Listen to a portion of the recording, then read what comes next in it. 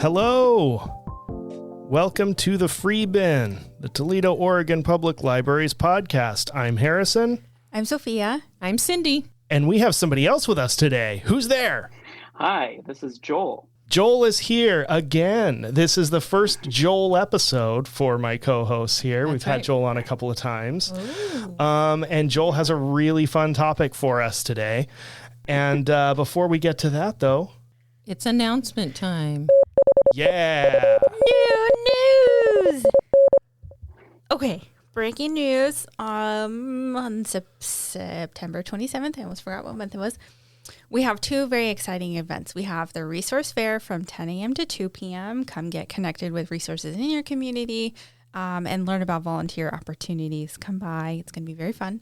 And then from 12 to 2, we have a pickleball event. So come learn how to play pickleball. You don't need to bring any equipment. Just come, ready to learn, ready to have fun, and play. Yeah. Oh, nice. It just sounds fun. And Cookbook Club. Cookbook Club is back. Yes. This on October 4th, 4 p.m. Right. And so just come on in and we have the cookbook out so you can choose a recipe. I have not chosen one yet, but I will. And just make sure that, we are eating good food. Mm-hmm. Yeah. Potluck style. 4 o'clock. Mm-hmm. Yep. So I'll go ahead and introduce Joel before we get to our topic, because Joel is going to participate in our beverage today remotely. The magnificent Joel Gaddis from Movie Madness. He's going to talk a little bit about what Movie Madness and the Hollywood Theater do and what he does, and then he's going to lead us in the discussion of the topic of the day. But before we do that, we're going to drink our beverage, and Joel's going to drink his and tell us about it. Okay. Mm-hmm. Sophia, what do you got for us today? Rhubarb and strawberry soda from Trader Joe's. It was 95 cents. 95 cents. I like the can a lot. I like the can, and it's too. got strawberries in it. It's very cute. Very pretty. And delicious. It's whimsical. That's right. Ooh, it has juice in it. It has actual juice. Yeah. 11%. Delicious. Okay.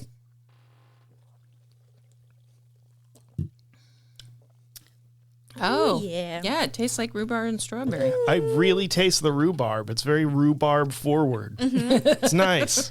It's sweet. It's rhubarby. And tart. Rhubarbular.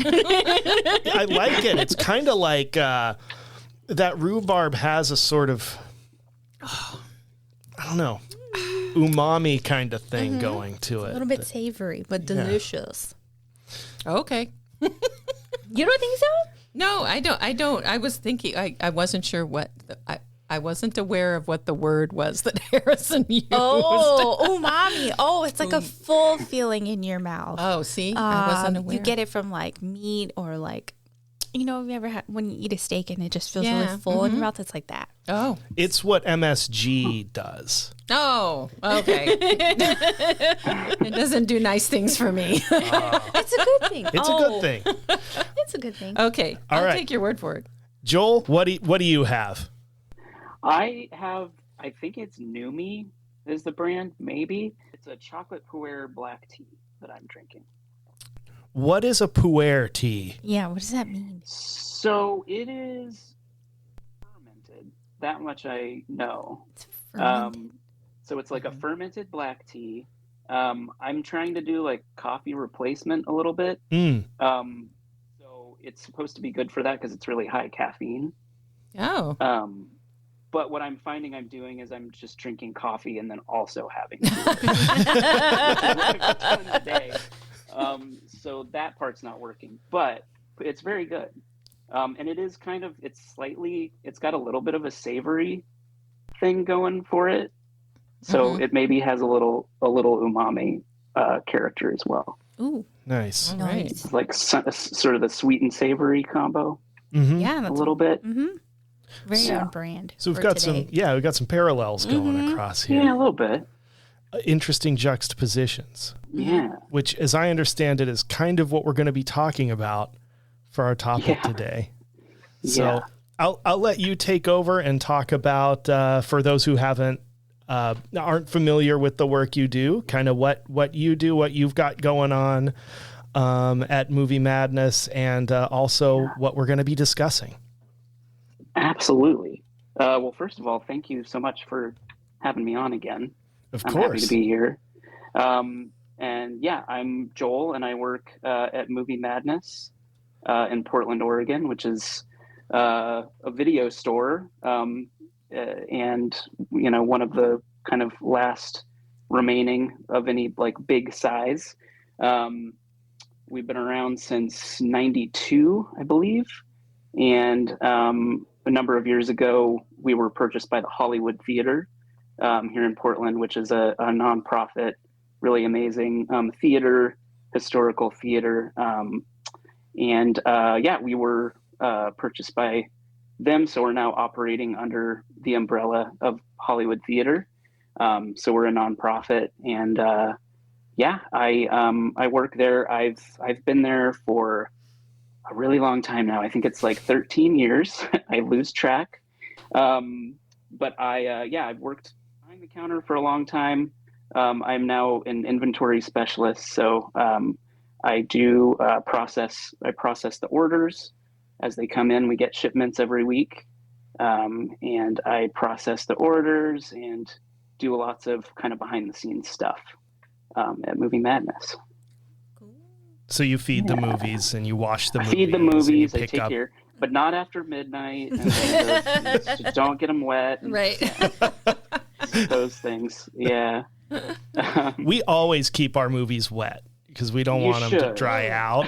You don't want that. When you get the sticky shed syndrome, when the tape delaminates and starts gumming up the player, that's when you know that the tape is happy because it's giving you little gifts. Never happened. It's giving back. Yeah, it gives back. It gives back. Oh, brother.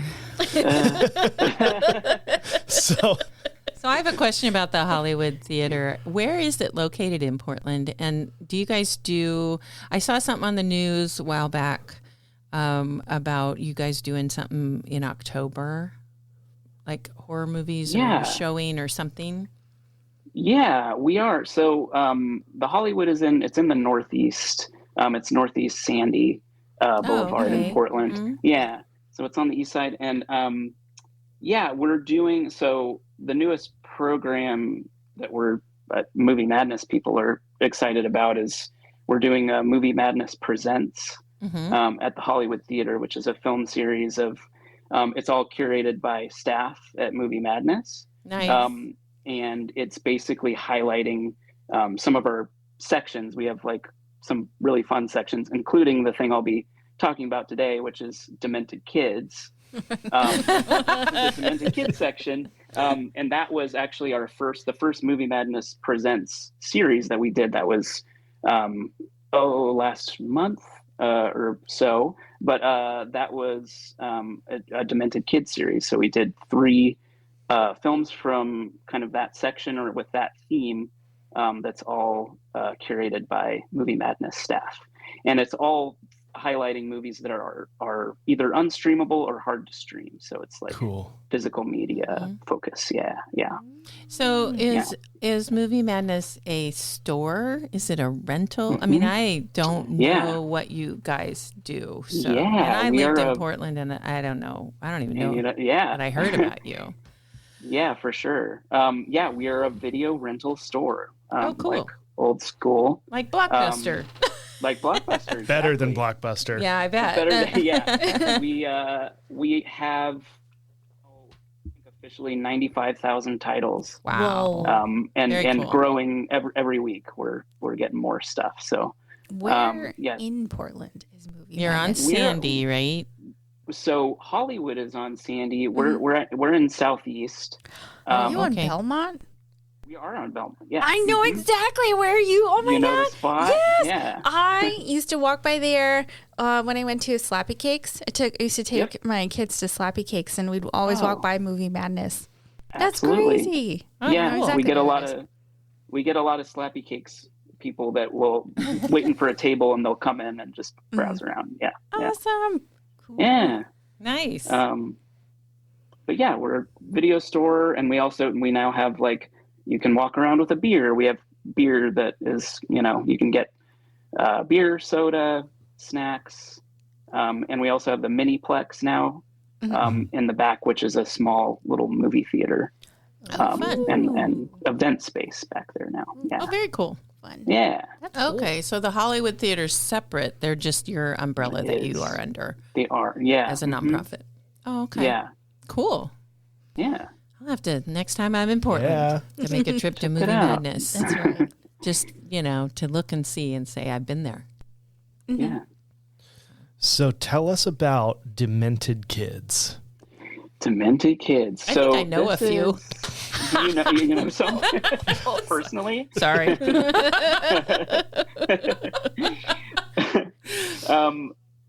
Kids is so it's I'd say it's probably among my favorite sections in the store. We have a lot of fun subsections, especially back in the cult. We have like a cult horror area, and we have a lot of fun subsections in there. But I think Demented Kids has always been a go-to for me. And it's basically, I'm trying to think of like the best way to describe a Demented Kids film, or like it's really made me think about like what a movie qualify as a Demented Kids film. You kind of know it when you see it a little bit. Just like in real life. Exactly. I think it became a favorite for me because, I working the counter, we have rules about being able, you can't play any R-rated movies, especially like during the day. And I'd run out of things that were store appropriate for as far as like, what do we put on? Because staff is always, we're putting on movies. We always have a movie playing. And at a certain point, you're like, I've run out of ideas. I don't know what's appropriate left to watch in the store.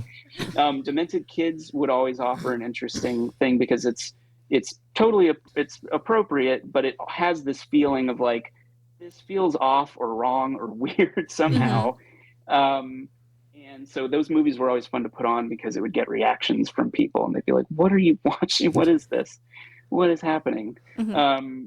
So much they're just like really bizarre family films, or things that would sort of fit under that umbrella, but that usually have developed kind of a cult following because they're so bonkers. Basically. When you first described this section to me, I started thinking of concise ways, because I know exactly what you're talking about. Right. But like a concise way to describe it. And the way I've been explaining it in prep for this episode, it's the kind of movie that you watch once or a couple times as a child, it being a children's movie, and then you run into it on TV or in a store or on streaming as an adult, and you think, I thought that was a weird nightmare I had. I remember that, and I didn't know that was a movie. I thought it was like a stress dream I had when I was 6. And I didn't know it was an actual children's film I watched. You thought it was a night terror, but it was not. So I think that's perfect. That's a perfect definition. Yeah. So I need an example because I get the premise, but I can't think of specifics. So what's an example of one that I might actually know? Yeah, I'm trying to. So one of the bigger ones that kind of got like some pop culture spotlight was one called Mac and Me. Oh, yeah. Okay. Yeah. That one I know. Can you see Cindy? Her eyes went wide when you said Mac and Me. Oh, yeah. I need to look. I think I watched that on the Mystery Science Theater. I think they did Mac and Me. No. Yeah. Okay. So that's like that's a big one. Oh, yeah. That's like, okay. Now and I think became popular in part because Paul Rudd, whenever he would go on Conan or other late night shows, and he would be promoting a movie, and they'd say, "Okay, show a clip," and it would be from Mac and Me. And that kind of became his running joke. Was he would play a clip from Mac and Me. That is so creepy. Yeah, it's Sophia's like a ripoff of looking E.T., right? Looking at photos. Sponsored, created by McDonald's, right? It's basically a McDonald's ad. It's something. extended dance sequence that happens in a McDonald's. Yeah. Yeah. This is horrifying. It's truly, yeah. So that's what we're talking about. Oh, yes. I so remember this now. Yeah. Oh my god. Wow. Ugh. Wow. And I think part of Harrison, you nailed it, because I think part of the reason that these movies are kind of have a cult following, or it's ones from a specific time, are that people are like discovering them and being like, oh yeah, this was a terrifying thing I saw as a child, or something that you watched as a kid and you were like, you thought it was fine, and then you watch it now and it's like, oh no, Yeah. this is wrong. Like, this is not good. Like, yeah. Oh my. Yeah. Maybe a little more tame, but I felt that way about Thumbelina. I don't know if you've seen it. Oh yeah. Oh, as a kid, loved it. When I watch it as an adult, oh my god. What? No, it's like the cartoon. The cartoon. Yeah, it is a little creepy. It's like a fever dream. It's awful. Yeah. That one I think is actually in our Demented Kids section at Movie Madness. Thank or God! At least a version of it is. I'm not sure which one you saw, but yeah. What's that guy's name? Don. Oh, Don Bluth? Yeah, that guy. I think he was the creator of it. I'm pretty sure. Oh, okay. Yeah. Don Bluth. We might have a different version, but Don Bluth even could be. I'm pretty sure. Let me look at this. Fact check His stuff has a vibe. Yeah. There is something about a Don Bluth movie that's sort of like awful. There's something under the under the surface. Not in a like bad an aura way. of something. Yeah. Well, but you can't blame him completely. I mean, it's a story by Hans Christian Andersen, and he came up with a few creepy stories, like The Little Mermaid, whose leg gets cut off. I mean, there's a whole thing there. Did he did he write The Little Match Girl too? I read that and I'm like, why are you doing this to me? Like, why? He's the creator of Thumbelina. I was correct. I'm sorry. I'm looking at the cast list, though, for Thumbelina, and it's like, there's some pretty famous people in that.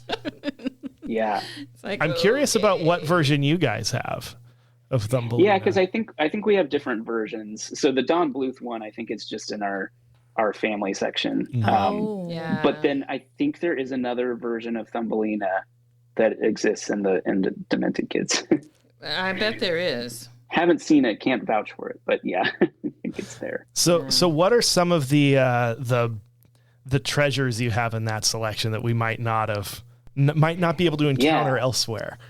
Okay, so I tried to come up with a list. It's hard for me to narrow it down because it's a pretty big section, and I have a lot of favorites that I've come upon over the years, but I was going to mention there's one called Super Xuxa versus Satan, which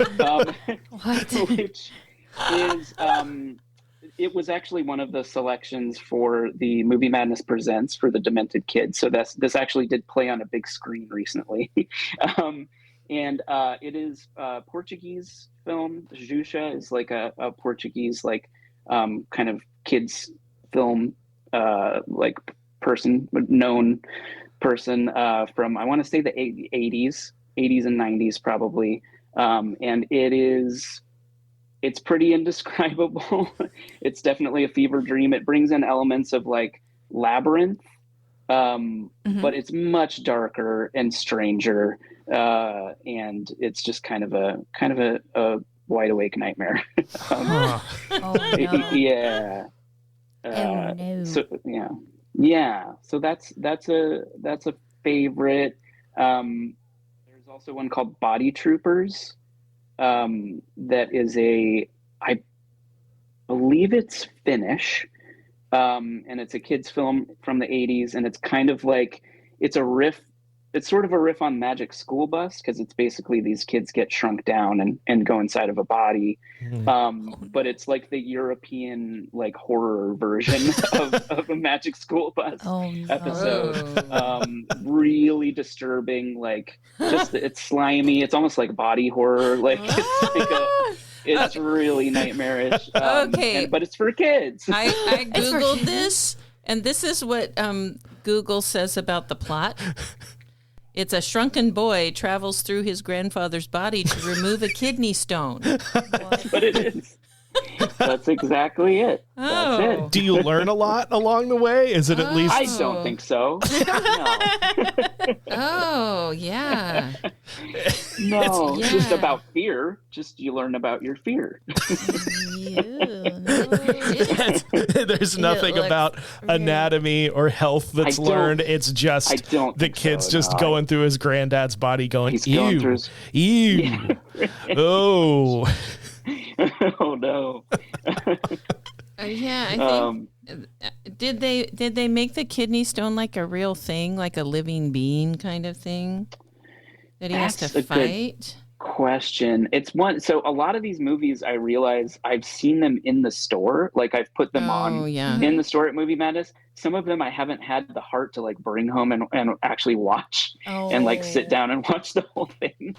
Yeah, because that's 2 hours you'll never get back. Maybe it's better this way. Maybe it's just the distance is maybe better. Boy. So yeah, it's been a minute since I've seen Body Troopers, but it left an impression on me for sure. So yeah, that's an interesting one. The other one I was going to mention that I actually just watched last night, kind of as research for this, was one called The Peanut Butter Solution. What? I don't know if anyone's heard of this. I Are you aware of it? I've heard of it. Okay. Because I put it on last night and my roommate actually stopped in and was like, I saw this as a kid. So he had actually seen this thing. I had not as a child, but it's a 70s Canadian like kids movie. And I don't want to describe too much about it because I don't want to ruin it because it goes some really interesting places. But the basic premise is it's a kid who gets so scared by something that he sees that his hair falls out. What? And yeah, that's and he's very upset about this, understandably. But comes some ghosts visit him, which I won't even describe why there's ghosts visiting him. You can find that out on your own. But they give him basically a recipe for growing his hair back, which includes a rotten egg, some cups of soil, a scoop of cat litter, and peanut butter. And you apply the solution to your head, and your hair will grow back. But if you use too much peanut butter, too much hair will grow back. And he uses too much peanut butter, basically is what happens. And his hair will not stop growing. It's growing constantly, like at school, it's actively growing. And where it goes from there is completely insane. Like it takes some turns that you really can't even see coming. But yeah, it's wild. And I would recommend it.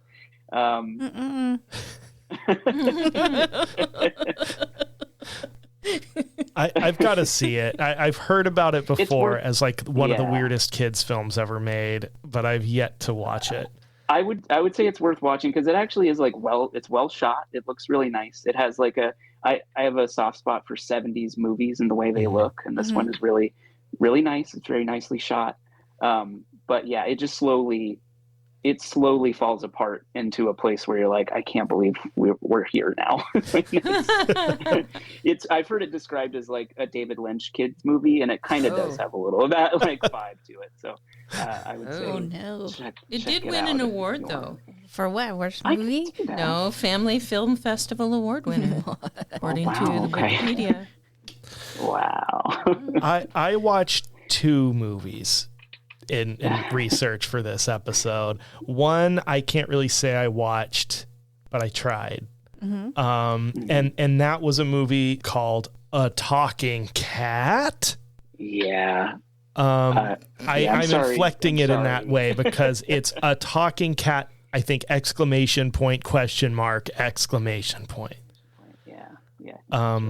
And I know Joel is familiar with this film. Yeah.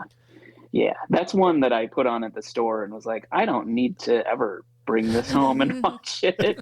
So I admire you for sitting through that one. I can't say that I did. So for background, this is a children's film about a bunch of people who meet a cat that magically somehow can talk to people, but it can only speak to each person one time, which is kind of a neat premise. Like there's maybe a good movie that could be made out of that premise. Somehow the cat is voiced by Eric Roberts, who recorded the dialogue in his bathroom, I think, and you can hear it. And somehow Harry Manfredini did the score, an incessant score. There's background music through the whole thing, which is part of the reason it feels weird, is that there's constantly this like, and it never stops. It's a film that actively resists your attention somehow. Yeah. Nothing is happening in this movie. It's badly just, it's hard to explain. Like, the harder you look at it, the less movie there is. It seriously seems like they put two people at a time in front of a camera and were like, do stuff, I guess. Be in a movie. One character, I think, just takes a walk twice. Like, there's a whole thing where it's like, I think I'm going to go for a walk. And then there's like 20 to 30 seconds of him going for a boring walk. And it just goes nowhere slowly. And there's a phenomenon in play here that comes up also a little bit in the other movie I watched, where the director of this film, is it David Ducato? Ducato, yeah. He has done a lot. He's a solid Z-grade movie director. He cranks out a lot of titles. I don't know him personally. Maybe his other stuff is solid for what it is. He has done a lot of adult features. Very much not for kids films. And I want to preface what I'm saying here by saying people contain multitudes. Be working in an adult sphere for adult audiences does not preclude one from working in a family-friendly sphere. I grew up watching Robin Williams on Sesame Street and Bob Saget on Full House, and then as an adult saw their Blue Material and loved them both. I'm not saying that this is some sort of disqualifier for making good children's entertainment. And there's absolutely nothing inappropriate like in any of these movies, with the notable exception of one character in a talking cat who spends half the movie wearing a t-shirt that says un p dia a la vez. And like that stands out. But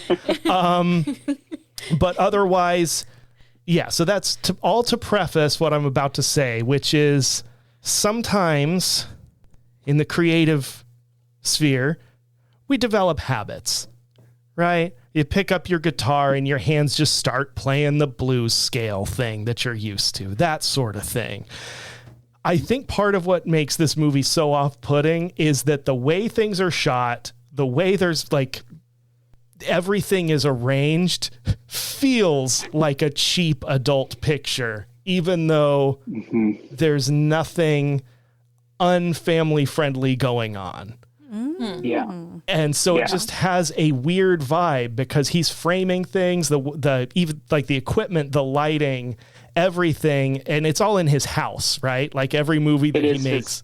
It's all very notably it's his house. Yeah. And it just nothing happens. Like I don't like there is a talking cat, and yes, it sounds like Eric Roberts in his own echoey bathroom, and its mouth is just this kind of little undulating black shape that gets superimposed over the cat's mouth while Eric Roberts is speaking and just sort of not saying anything interesting. It hurts. Like it hurts to be in front of it. And I think the only thing I would recommend putting it on for a child for is if you want to get them to do something other than watch the TV, because when this movie is on, it pushes you away from the TV. You're like, I want to go do something else now. Yeah. I'm sold. Go for it. And yet, definitely, we actually do have a Decado section at Movie Madness. How many movies are in the Decado section? There's so many. It's a huge shelf. And I don't remember if we have his family films in the Decado. I don't think we do, because most of his movies are not intended for family consumption. But he does have a good number of family films, and they all have the same feeling. They're all shot at his house. And it's I've seen maybe a handful at work, and they all are exactly what you described, where it's just like there's nothing happening, and it's just people existing, kind of, but there's no plot really to speak of. Usually it's just like there is a talking cat, but that's all. that's all it is. Yeah. Man, it certainly saves on production costs.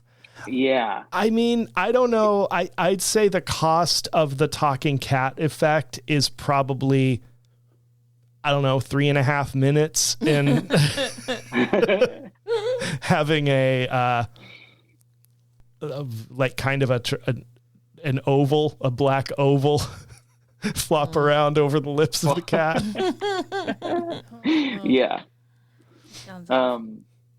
Yeah. And I Harrison, I think you touched on something that I think does kind of can define like a Demented Kids movie, which is the directors oftentimes of Demented Kids films were maybe doing other kinds of movies. Like a lot of times it's like exploitation filmmakers or like grindhouse filmmakers, or even like art house filmmakers will kind of wade into like, okay, I'm going to do a family movie. And even though there isn't anything that they're bringing into the family movie that's maybe blatantly inappropriate or wrong or weird, there's the aura there of like, they've been working a certain way, these filmmakers, and I think they just bring in this almost intangible at times kind of feeling that's like, oh, this feels off the rails, or like maybe I'm not in the best hands somehow. Of like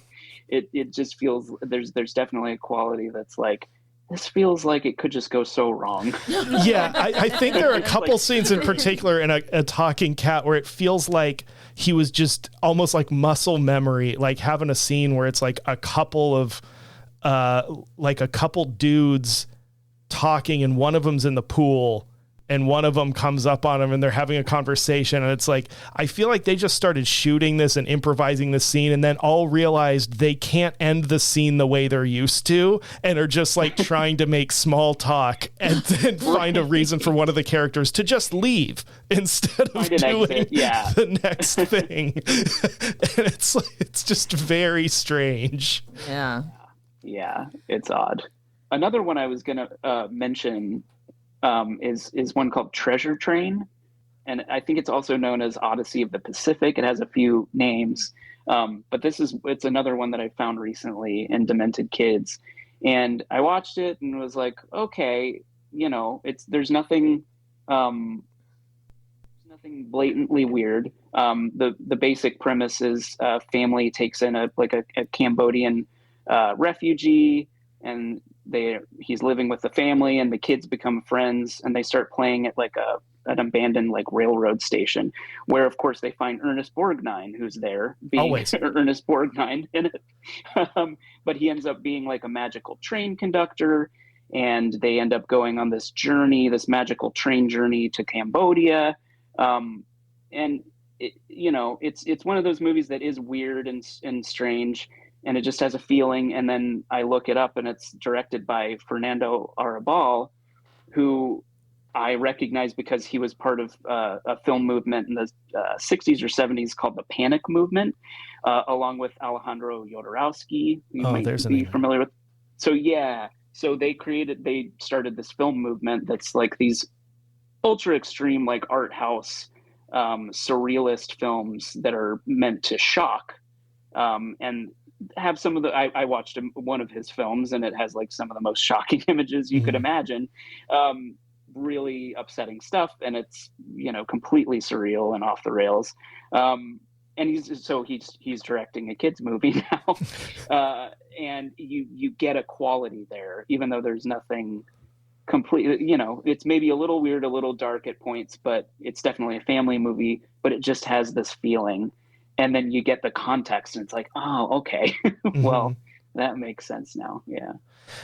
And there can be like, there are disasters like a talking cat that just don't work. Yeah. But I mean, there is something to be said for children's films that are, appropriate for children and speak to children, but have a sensibility that's high concept. There are examples of that could be really positive, where it's like, here's what a film can do. It can introduce you to impossible things, or have, an unusual aesthetic or something like that.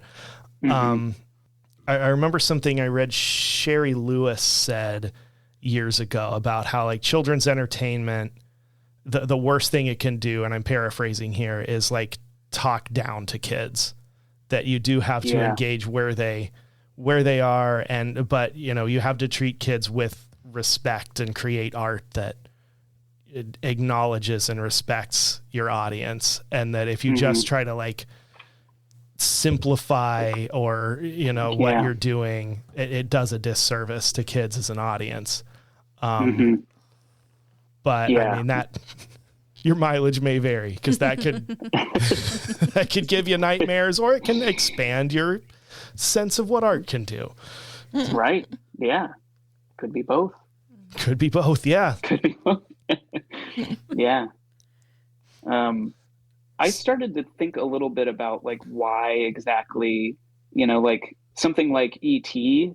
almost could feel like a Demented Kids movie in some ways. It like fits the bill, and it's dark and has, but it is, I don't know. I think thinking about this topic, and today I was kind of starting to think about that, of like, why wouldn't that? I mean, it kind of does fit a little bit, the feeling of like a Demented Kids film, and that it goes some dark places and is kind of wild, but I don't know.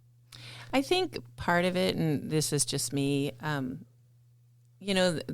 because there's a movie I was thinking about that kind of fits the bill too, but it's a lot of people's favorite movie from their childhood, and I didn't watch it in my childhood, but my kids watched it. But E.T.'s kind of one of those where I think that the music makes a whole lot of difference. John Williams' score, and it doesn't feel like a melancholy movie so much as it feels like a heroic movie. And even though it goes to dark places, the way that Spielberg handled it in the script and the actors, and I mean, makes it feel different. Than, I think that's exactly it, is the feeling like you're in good hands with someone, with the director, where it's like you're meeting the material, and you're able to kind of like handle these themes. And you're not gonna like the difference. You're not gonna like throw in something horrible at the end. Right. We can trust you. Yeah. Right. The trust, like, because that's the thing that it can ruin the vibe of a kid's movie. It can add something to like an old fashioned like grindhouse horror movie or something, where it's like you get the vibe of like, I don't know if I can trust these filmmakers. I feel like somebody might have like accidentally gotten hurt on this set just because nobody knows what they're doing. Like that kind of thing where like it can add something, but you definitely don't want that in your children's film the way you might want it in your Texas Chainsaw Massacre, where it's like, this feels like a transgressive kind of out there work of art where people were just winging it, and you don't want to put your 3-year-old in front of that vibe. Right. Off the rails quality. Right. Yeah. Well, I know Harrison watched another one. Oh, yeah. Yeah. I kept hearing about. I watched The Rare Blue Apes of Cannibal Isle. It's streaming, and you can watch it for free. Sounds horrible, doesn't it? It Sounds horrible. I just stumbled into it on some streaming service, and I was like, "What's this?" streaming And it has that name or that title, and it's under kids and family. It's sort of like if a community theater troupe in like their first year of doing anything before they have their chops down decided they were going to do a feature length HR Puffin Stuff style costume character extravaganza. It's about a child whose duck is banished from his estate that he lives on, and he can't speak. The child, not the duck. The duck can't speak either. Oh, thank God. And he takes his duck, who's an Aylesbury duck wearing a dickie and a tie, and the duck's name is Mr. Quack Quack. Mr. Quack Quack is a real duck. And he flees his home in a boat to an island, to Cannibal Isle, where these sort of aristocratic blue apes are at war with pirate crocodiles called swampies. And that's kind of the whole setup of the movie, is he's helping the blue apes fight the pirate crocodiles. And it's just weird. But I actually, after watching it and thinking on it for a while, I kind of liked it. Like, it's not a good movie. All the dialogue is bad ADR. It's like awkward and cheap, and nothing quite works, but it does circle back to being kind of charming. It has this sort of almost like homemade vibe to it that almost kind of works, but I don't trust the production, and it comes back to that thing, and I have specific reasons. The director of this movie was Don Greer, who also was like a cheapo exploitation director. He did Alice in Acidland and a couple of other another one you need to watch, Sophia. Alice in Acidland. I've never seen Alice in Acidland. Me neither. It sounds wholesome. Yeah, I'm sure it's just great. I don't know. but there's the thing that doesn't sit well with me about this movie is the pre-Humane Society supervision era of having animals in movies. Like, nobody seems to be intentionally harming an animal in this film, but there's a lot of stuff that's just like, I don't like that. Like, there's a character like holding the duck up by the neck and carrying it around, and then like there's someone in full awkward costume holding up a mouse by the tail, and you're like, you could drop that so easily.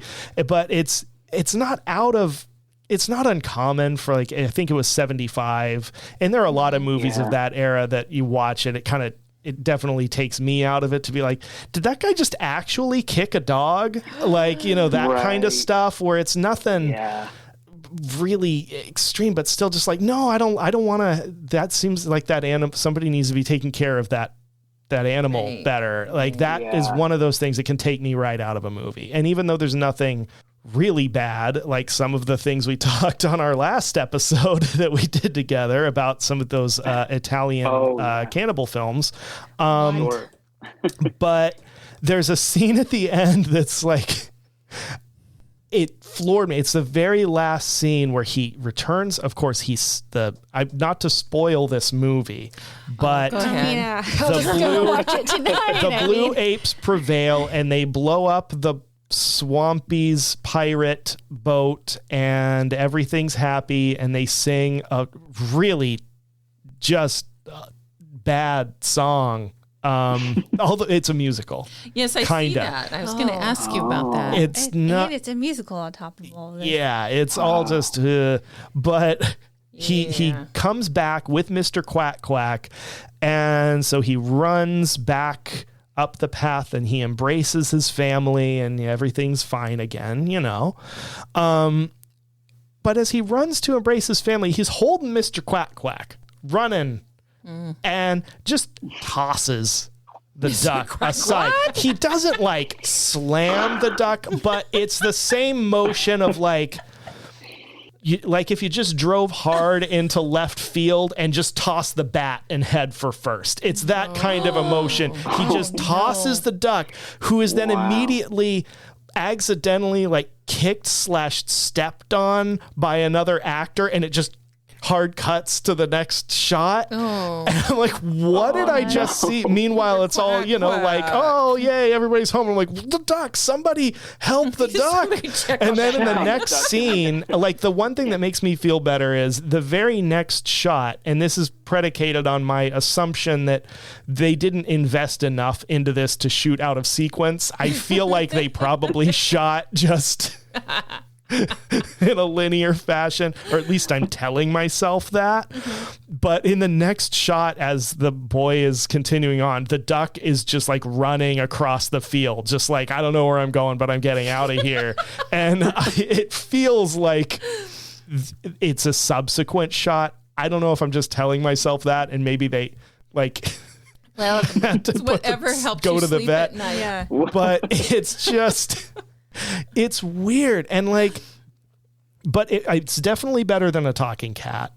I would almost recommend it as like, it does feel weird, but it does have that kind of like backyard homemade kind of charm to it almost. Except neighborhood children got together. Yeah. Made a movie and killed a duck. He's fine. Mr. Quack Quack is fine. Yes. Yeah, and my goldfish never died, and my hamster didn't escape Quack from Quack's its fine. cage. Don't worry. You did not go to the farm. But yeah, it's just, there's something very, it feels very improvised. Although they clearly built a lot of props and costumes for it. Yeah, but I'm interested in in the Swampies. I think that's a great name, though. I mean, too, like the evil Swampies. Yeah. Mm-hmm. That's it's descriptive. Mm-hmm. Yeah. You know what they look like when you say, "Oh, the evil Swampies." You know what you're looking for. Yeah, they can't ever decide exactly what accent the Swampies should have. It kind of oscillates. Scottish. They should have Oh, they could be Should have bog been. Swampies. Yeah. I've been reading a little Scottish fiction here. Well, you know, all the audio, all the dialogue is dubbed anyway, so you could go back and just redub over it. The Swampies' mouths do not move. Oh, that makes it the easy. blue apes' mouths do move, sort of. Not very well. Not in a way that makes you feel good. They just kind of crinkle up and kind of flap a little bit. I don't know what the mechanism there is. I think they might have like for some of those shots just run a hand up the neck and like flap the mouth around puppet style.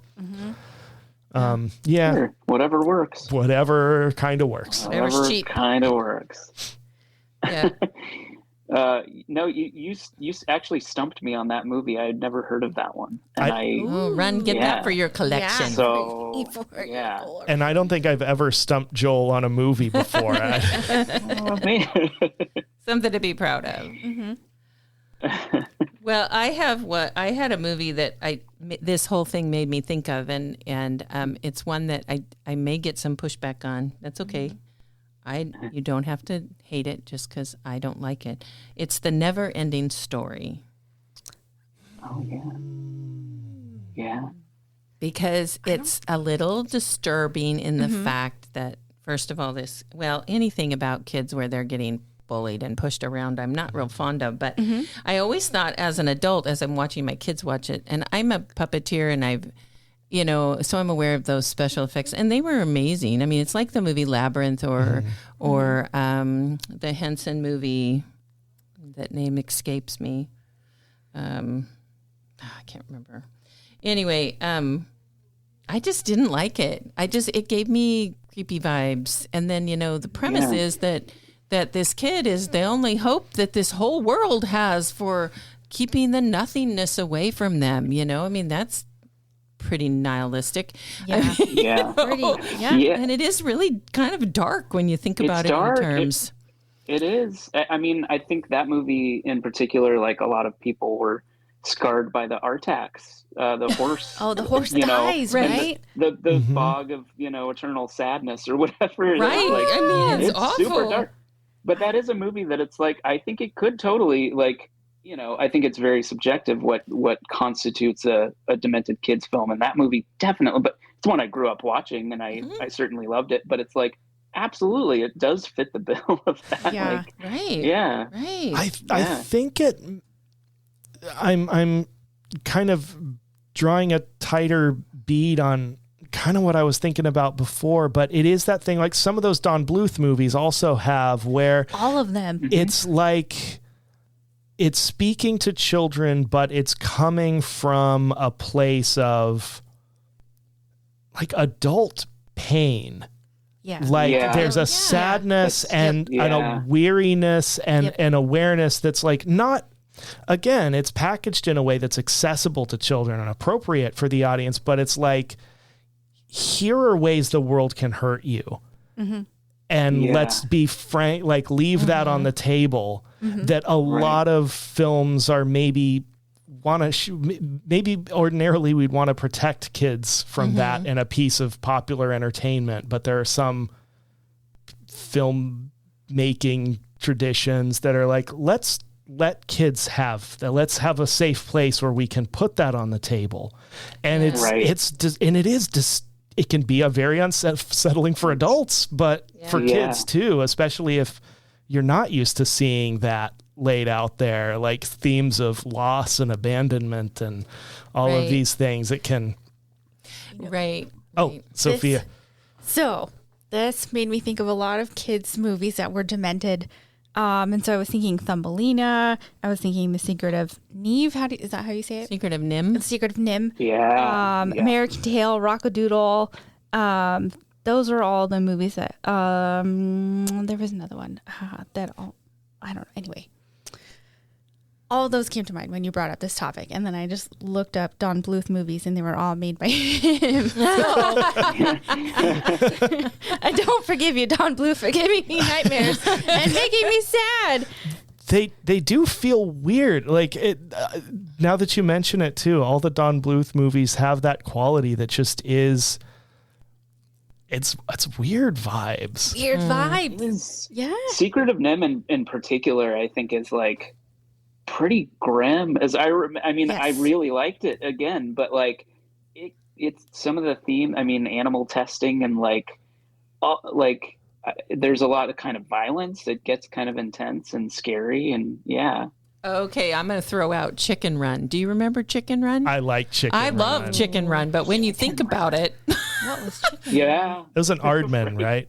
Yeah, it's a stop motion animation, and it's funny and it's cute. It was horrifying. That's what I remember. But it has that whole thing. You're going to be made into pies, It's kind of the Sweeney Todd of children's movies. Don Bluth also did The Land Before Time. Devastating. Oh yeah. Sure. Devastating. I didn't realize that. Man, that man has affected pop culture. Really has.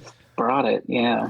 But I'm not a big fan of Labyrinth either. And I love Labyrinth. I like the movie, but I wouldn't choose to watch it again. And I think it's just not my thing. But again, it's like a little baby getting stolen by David. Is it? No, it's David Bowie. Yeah, it's David Bowie. David Who takes the Can we child. trust David Bowie? I don't know. I don't know. With the little baby. But he's a handsome man. That's what I know. I'm not sure that excuses the kidnapping. I'm sorry. Crimes Goblin forgiven. And I love Labyrinth, and for many reasons, not least of which there are so many opportunities to quote the line "Smell bad. Especially when you have as many cats as we do in our house. Oh, God. That comes up a lot. Oh, no. I've never seen Labyrinth. Oh, you got to see Never. Labyrinth. I do. I'm a fan. I do. You love should Labyrinth watch as it. well. I mean, And Yeah. I don't mind. I just don't. It's not my thing. Yeah. Not my thing. Yeah. But then the one that I was thinking of, I have to look it up. It's a Henson movie. What is that one that? Dark Oh, is Crystal? it Dark Crystal? Dark Crystal. Yeah. A lot of people, you love it or hate it. I'm not a huge fan of it, but I love the puppeteers. I mean, because I'm Yeah. a huge Henson fan. But yeah, it was an interesting. And it is. It's dark and it's creepy, and people are being, I love the Froude's art design.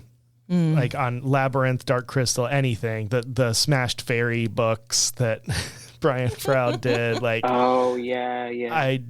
I love that. Between that and Stephen Gamel's illustrations for Scary Stories to Tell in the Dark, that I think I read probably mostly at your house growing up, Joel, and gave me weird nightmares. And now it has influenced a huge amount of what I am drawn to aesthetically is that kind of thing. And and runs in families because Brian, the Froude's son, who was the baby in Labyrinth, is now kind of running the family business and did the art direction on the Dark Crystal TV series. Oh, cool. Oh, I don't think I knew that. Yeah. That's very cool. Yeah, David Bowie did turn him into a goblin. Whoa. That's, yeah. It was all true. Bowie could have done true. it. Bowie could have done it. It's actually just a documentary. I like it. Oh dear. Well, there are all kinds of movies out there for everybody. Yeah, that's true. So I have learned today.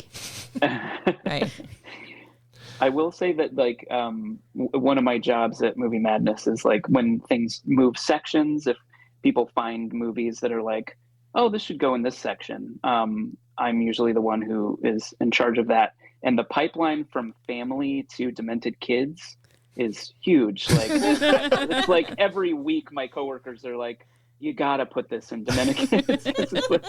I think, my coworkers who are working behind the counter will end up watching tons of family movies just because it's right across from the counter and it's what you can put on, but so they watch a lot of family films, and I'd say every week or two there's one where it's this needs to be in Demented Kids. You got to change this. So there's always more to discover out there. Oh. Yeah. So can you think of any recent movies, ones that should be in your Demented Kids genre? That's a good question.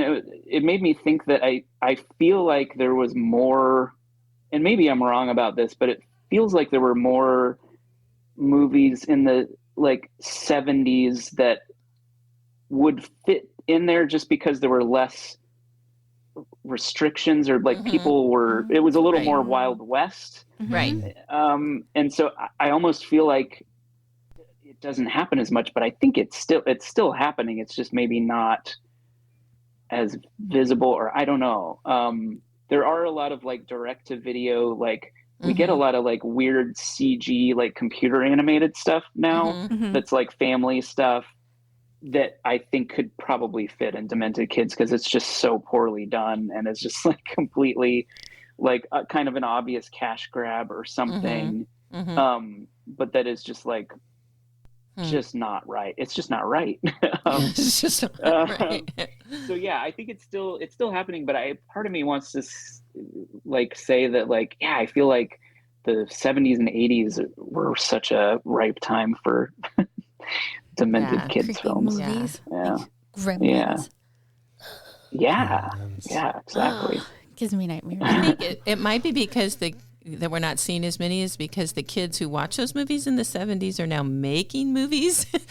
Exactly. And they're like, we're not doing that again. Something just flashed into my head that I had forgotten about. Peppermint Park.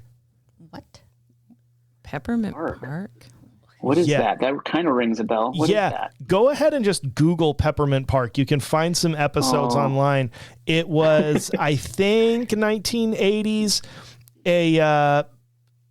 They were trying to do like a direct-to-video, sort of like Sesame Street. They wanted to compete. Yeah, you saw it? Isn't that horrendous? You're just looking at pictures and you're already. You watched this? I never watched it, but it was something I found. In the last like 10 years on the internet, somebody brought up like, there were these weird VHS tapes you could get at like dollar stores or whatever, where they were trying for a little bit to like, we can do like a video kind of riff on the Sesame Street structure. And it does not work. And it doesn't work in such a horrifying way. Like, it is just upsetting. Like, it feels like just pure existential like horror and dread as you're watching this, and it really shows you what like skill goes into a show like Sesame Street. That even the parts that seem simple are done with expertise in areas that you might not even be aware of until you see someone try to do what is to a beginner maybe the same thing, and seeing how bad that looks if you don't have those skills that So as a puppeteer, this makes my stomach hurt. Tell us, give us your perspective. We have an expert in the room. Well, part of it is that the puppets on Peppermint Park are so imagine ventriloquist dummy heads with human arm puppets. So what you're seeing is not a rod puppet with a rod hand like you would mostly see on Sesame Street. Elmo is a arm rod, has an arm rod. All of those little sweet puppets on Sesame Street do. These are realistic, and I use that with air quotes, puppets that are like, I don't like ventriloquist dummies. Now that might go back to Slappy and R.L. Stein. I especially don't like them when they come to life at night and strangle me in my sleep. That's one. There's a reason. Usually happens all the time. But the problem with these is, and speaks again, like you were saying, Harrison, to the genius of Jim Henson. His initial puppets that he had back in the day, they were not fancy puppets, but man, you can watch those now and be delighted by them because he was so skilled. And even now on Sesame Street, they work really hard to not be the creepy version and those puppets are not, I looked at, the vent heads look real. So it looks like you're looking at a version of a human that you don't see that on Sesame Street. So the puppets on Sesame Street are not real. Ernie and Bert do not look like real people. But these were an attempt. That's the creep factor to me. It's the uncanny valley. Exactly. That's the term. Yeah. So there's my impassioned puppeteering thing. No uncanny valley. Interesting. I mean, that's the what makes puppets creepy and gives puppeteers a bad name is when you have bad puppets.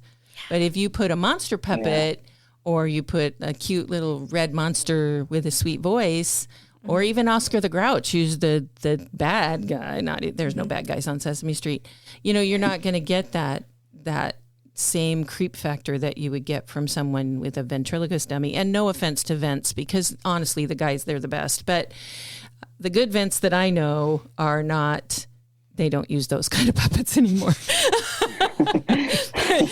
They use, you look at some of the ventriloquists that you can see on TV that are currently, Jeff Dunham and the young lady who won, that they are not using the typical ventriloquist dummy. And they're using something that's a little more family friendly and a little more adorable. Right. But yeah, it's a very different kind of puppeteering, and those guys just they missed the mark. They missed the mark. Yes. Yeah. They missed a lot of things. And that's why kids have nightmares. Totally terrifying. The only want to see it. The only puppeteering I want to see is Eric Roberts' echoey voice coming from a cat. Woo! From a cat. I wouldn't call that puppets. Exactly. I mean, it seems to me you got to have something, like actual manipulation of a cat's mouth to get it to be a puppet. Yeah. Right. It's just animation. Yeah. Anyway, thanks for that ending, Harrison. Yes. I appreciate that so much. No, actually, thank you, because I want to find out if we have this. Wonderful. Yeah, I might have to go watch an episode just to remind myself why I don't do that. Well, thank you, Joel, for coming on today and introducing us to this wonderful world of Demented Kids films. Thank you. Thank you so much for having me. Oh, absolutely. It's been really interesting. It's been great. And I have a whole list now for my Friday night bad film night that we do at my house. Oh, yeah, there's a lot to choose from. Yeah. My gosh. I'm going to go watch the Great British Baking Show. I'm going to fill my life with joy and happiness. And kindness. And love. Food. It's a good choice. It's like a palate cleanse. That's right. Great British Bake Off. Thanks, Joel, for coming out. Thank you. Thank you. Thank you. All right. We'll talk to you all later. Bye. Bye. The Free Bin is a production of the Toledo Public Library, which is part of the Lincoln County Library District in beautiful Lincoln County, Oregon. Writing by Cindy Bilek, Sophia Kahn, and Harrison Baker. Original music by Harrison Baker. Editing by Harrison Baker and Sophia Kahn. The views and opinions expressed on this podcast are those of the speakers and do not necessarily reflect those of any organization they represent. Good night.